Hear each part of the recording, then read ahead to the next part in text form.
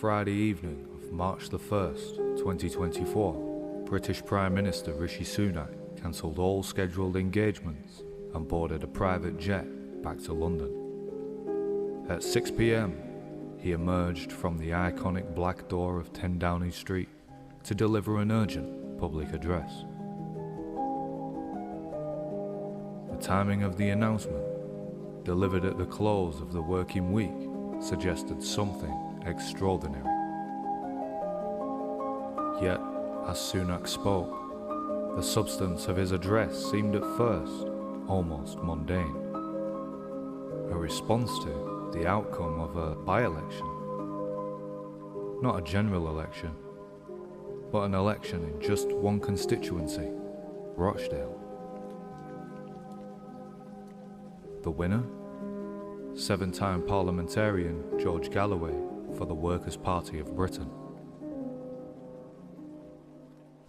But why such urgency? Why did the Prime Minister of the United Kingdom feel compelled to address what, in any functioning democracy, is a routine occurrence?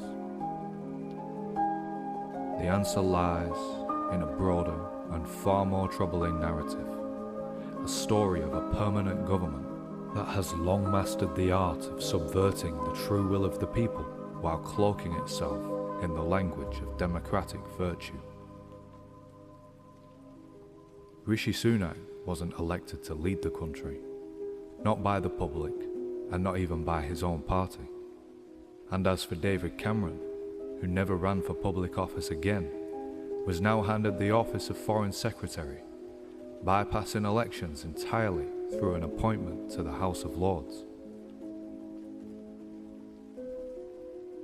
Conservative or Labour, it is no secret that the British state has always played a key role in the overthrowing of democratically elected leaders of other nations.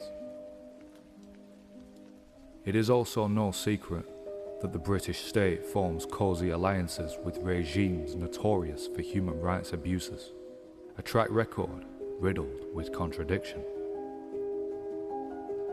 And perhaps nothing exemplifies this hypocrisy better than its unwavering support for Israel, a nation stood accused by the United Nations and the world's highest courts of committing war crimes and genocide after decades of violations of international law.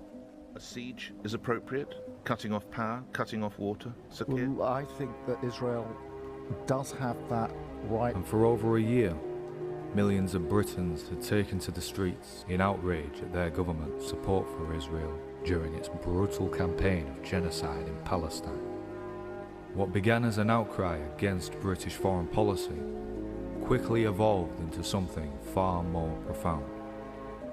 A reckoning with a system that not only takes their money to provide an infinite supply of material for endless wars and genocide, all while making spending cuts at home on the services we all need, but blatantly rejects the will of the people by design, through the ironclad consensus of all the political parties the establishment has on its menu.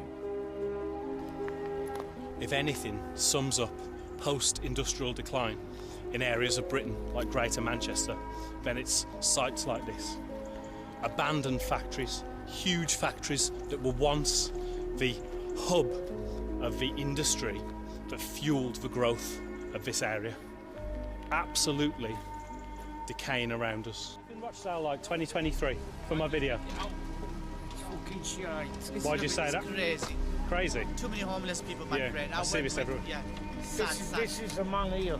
Yeah. This is the man that supplies the I've food. done things for Lala to Manchester with me. Yeah, we give it out to Balloons, homeless charities, berry, food, ball, bread, everywhere. Yeah, and we I go spread the gospel everywhere with over this there. stuff, yeah. While he's here, Yeah. I spread the gospel over there. Oh, that's I'll nice. take the balloons down to Lala. Yeah, you do. You take and the I bread. praise your work Make over sandwiches there, over there for the So, homeless. so you give people free curries and rice, Rice and and to the homeless? Yes, yeah. Yeah. Thank you very much. Can I give you a little bit of money to help you?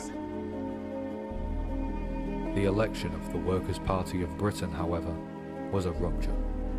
Historically, such energy was contained by establishment networks loyal to the status quo, an array of controlled political parties and figures, aware or not, cultural, racial division, fake debate shows, media smears, exclusion and censorship, all carefully dividing, managing, and redirecting action into ineffectual channels that pose no threat to political power. But this time, something was different. The energy on the ground could not be neutralized. A new electoral vehicle for power, rooted in the unity of all people from the ground up, was making a break with the entire system itself. Rochdale, a neglected town on the outskirts of Manchester, with a rich history of labour activism and political defiance, long abandoned by decades of privatisation and political neglect, was now known to the world as the epicentre of a challenge to the status quo in Britain.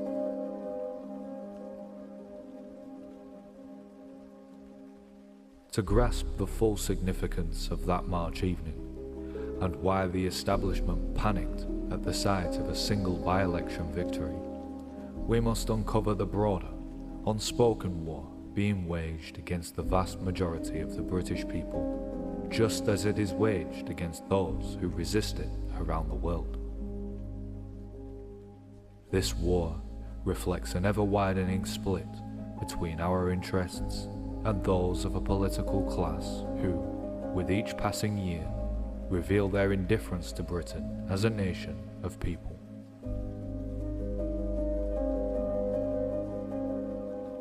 They disregard the well-being of our people, the production and reproduction of our means of existence, our defence and security, our peaceful moral codes, our cultures, common sensibilities, sovereignty and national interest. Instead, they view every nation, including Britain, merely as an empty vessel to be hollowed out further for a larger, borderless global project with its pursuit of private profit and control by any means necessary, justified by its own set of values.